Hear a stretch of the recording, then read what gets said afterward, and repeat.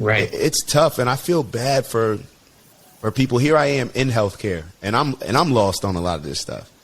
So I can only imagine the average person who may not have time to research, some natural remedies, that they can take, or, research a particular drug. Because like you said, some may be beneficial, but others may not be. So, well, you touched upon it there. When you said, how do we know what was the words you used? How do we know what's good for us and what's bad for us? Right.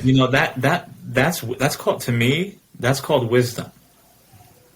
The basic wisdom of what harms us and what elevates us and lifts us up or is good for our well-being in today's society and culture, for whatever reason, has been lost.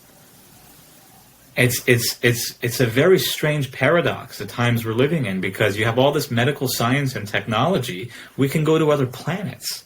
We can fly to other planets. We can create organs in laboratories, and yet we don't even understand what's good for us and what's not good for us. How do you... It's a very perplexing situation. Is it laziness?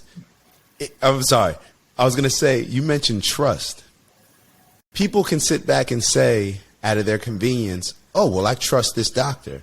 Mm-hmm. But do you think it's a bit of laziness? Because I think it's a bit of laziness that people don't take initiative and want to learn about what they're putting into their body and what they're having done to their body. Lazy? Let's go with that. I think that could be part of the answer.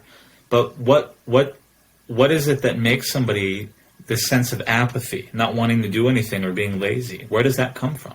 Why are people not motivated to act on their own well-being? That's a language I don't speak.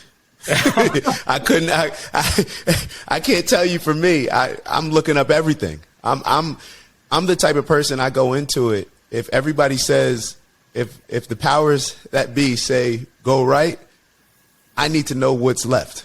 Yeah. Like just because I don't trust any of it. I don't trust any of it. I'm not saying that it's wrong.